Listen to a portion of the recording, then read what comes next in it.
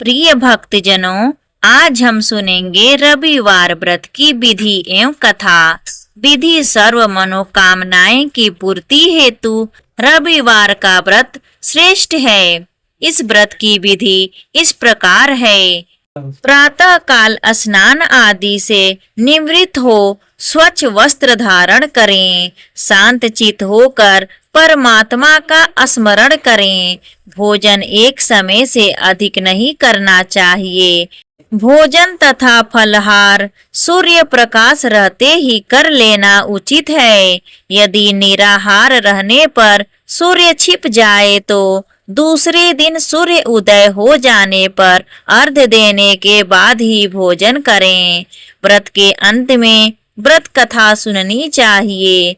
व्रत के दिन नमकीन तेल युक्त भोजन कदापि ग्रहण ना करें। इस व्रत के करने से मान सम्मान बढ़ता है और शत्रुओं का क्षय होता है। आंख की पीड़ा के अतिरिक्त अन्य सब पीड़ा दूर होती है। अब चलिए रविवार व्रत की कथा को सुनते हैं। एक बुढ़िया थी। उसका नियम था प्रतिदिन रविवार को सवेरे ही स्नान आदि कर घर को गोबर से लीप कर फिर भोजन तैयार भगवान को भोग लगाना। स्वयं भोजन करती थी। ऐसा व्रत करने से उसका घर अनेक प्रकार धन धान्य से पूर्ण था।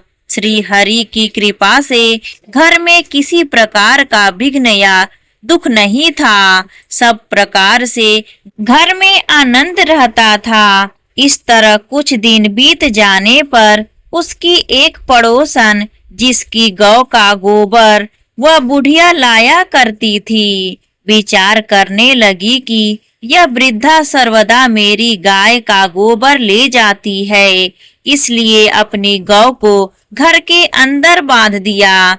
बुढ़िया को गोबर ना मिलने से रविवार के दिन अपने घर को ना लीप सकी, इसलिए उसने ना तो भोजन बनाया ना भगवान को भोग लगाया तथा स्वयं भी उसने भोजन नहीं किया।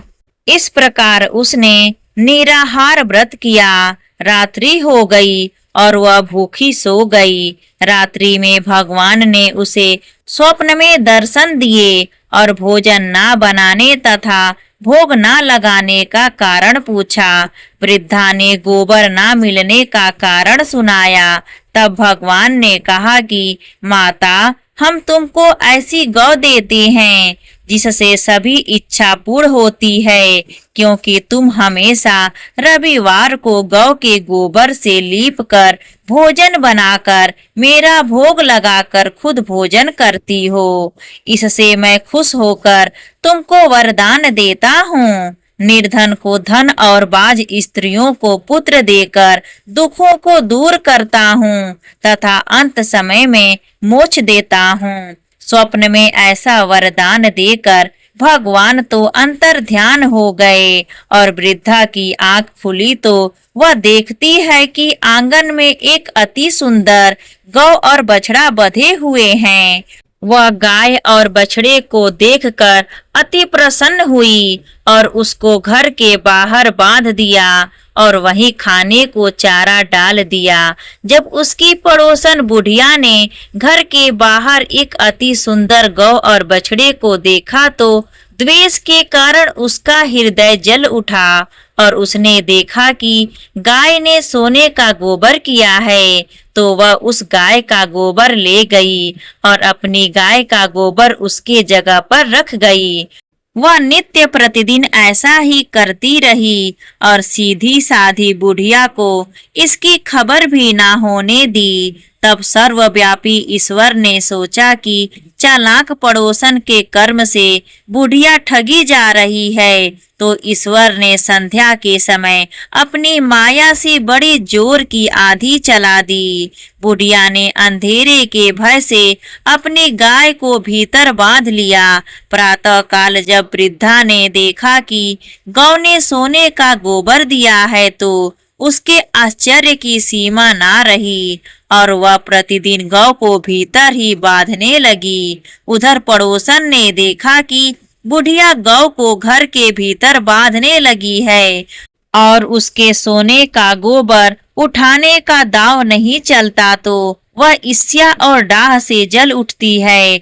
और कुछ उपाय ना देख पड़ोसन ने उस देश के राजा की सभा में जाकर कहा, महाराज, मेरे पड़ोस में एक वृद्धा के पास ऐसी गौ है जो आप जैसे राजाओं के ही योग्य है। वह नित्य सोने का गोबर देती है।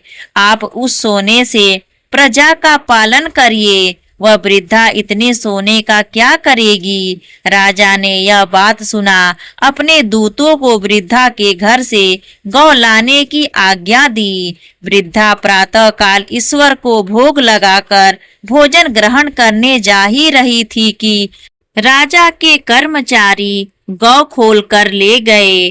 वृद्धा काफी रोई, चिल्लाई, किंतु कर्मचारियों के समक्ष कोई क्या कहता। उस दिन वृद्धा गौ के वियोग में भोजन ना खा सकी और रात भर रो रो कर ईश्वर से गौ को पुनः पाने की प्रार्थना करती रही। उधर राजा गौ को देखकर बहुत प्रसन्न हुए, लेकिन सुबह जैसे ही वह उठा, सारा महल गोबर से भरा दिखाई देने लगा। राजा यह देखकर घबरा गए। भगवान ने रात्रि में राजा को स्वप्न में कहा कि हे राजा, गाय वृद्धा को लौटाने में ही तेरा भला है। उसके रविवार के व्रत से प्रसन्न होकर मैंने उसे यह गाय दी थी। प्राप्त होते ही राजा ने वृद्धा को बुलाकर बहुत से धन और सम्मान सहित गौ बछड़ा लौटा दिए। उसकी पड़ोसन दुष्ट बढ़िया को बुलाकर उचित दंड दिया। इतना करने के बाद राजा के महल से गंदगी दूर हुई। उसी दिन से राजा ने नगर वासियों को आदेश दिया कि राज्य की तथा अपनी समस्त मनोकामना की पूर्ति के लिए रविवार का व्रत करो। व्रत के करने से नगर के लोग सुखी जीवन व्यतीत करने लगेंगे। कोई भी बीमारी तथा प्रकृति का प्रकोप उस नगर पर नहीं होता था। सारी प्रजा सुख रहने लगी। यहाँ पर रविवार व्रत की कथा समाप्त होती है। प्रेम से बोलिए सूर्य देव की जय।